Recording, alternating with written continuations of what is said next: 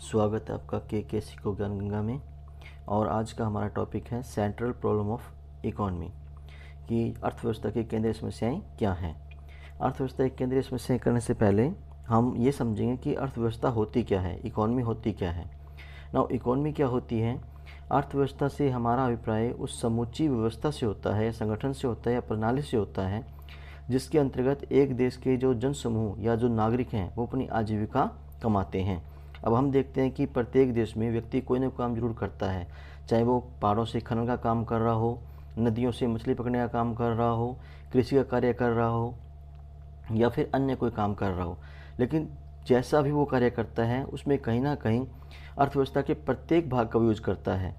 तो हम अर्थव्यवस्था में वो सभी चीज़ें शामिल करते हैं, वो सभी वस्तुएं शामिल करते हैं, वो सभी संगठन शामिल करते हैं जिनसे वो अपनी आजीविका कमाते हैं, चाहे वो नदियाँ हो, पहाड़ हो, पर्वत हो, भूमि हो।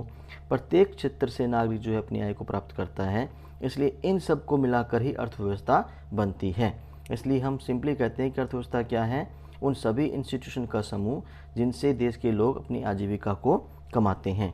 नाउ इसके बाद बात आती है आर्थिक समस्या की। आर्थिक समस्या क्या है कि जो पर्सन है उसके पास रिसोर्सेज क्या होते हैं? लिमिटेड होते हैं। और उन रिसोर्सेज के जो यूज़ हैं वो क्या होते हैं? अल्टरनेटिव यूज़ होते हैं, विभिन्न यूज़ होते हैं। लेकिन जो इंसान की इच्छाएं हैं वो क्या है? असीमित हैं। अतः हमारे सामने प्रॉब्लम क्रिएट होती है कि हम अपने सीमित साधनों के द्वारा किस प्रकार से अपनी असीमित आवश्यकताओं को पूरा करें। अर्थात हमारे सामने एक चुनाव की समस्या खड़ी होती है।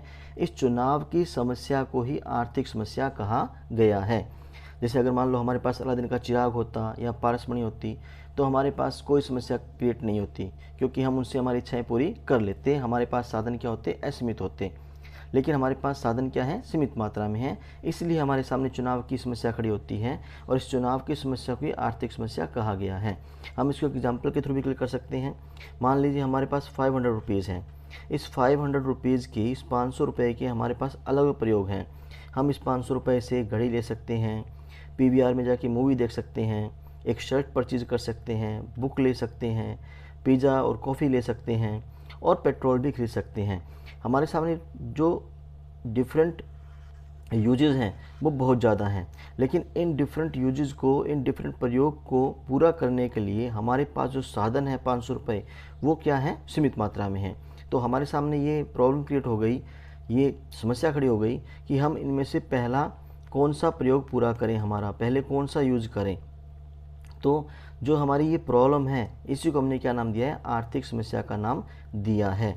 इसी को हम आर्थिक समस्या कहते हैं। जैसे ये एक व्यक्ति पर लागू होती है उसी प्रकार से ये एक देश पर भी लागू होती है, क्योंकि वर्ल्ड में कोई भी देश ऐसा नहीं है जिसके पास साधन असीमित मात्रा में हो। प्रत्येक देश के पास साधन क्या है? सीमित मात्रा में है, लेकिन जो कार्य उसको करने हैं वो क्या है? असीमित मात्रा में है। तो उसके सामने भी क्या होती है? एक प्रॉब्लम क्रिएट होती है चॉइस की, कि पहले वो कौन सा कार्य करे।